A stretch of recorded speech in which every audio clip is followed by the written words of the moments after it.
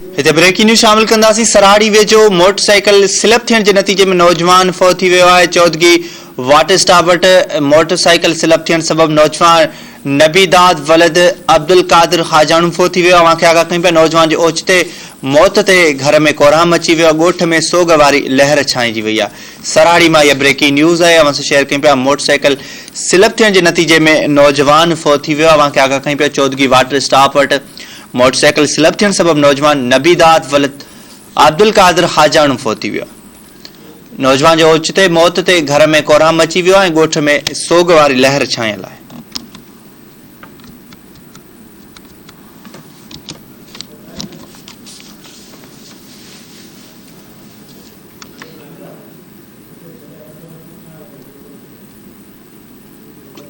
सराड़ी वेझो motorcycle slip थियण सबबि नौजवान नबीदाद हाजाणू फौत थी वियो आहे।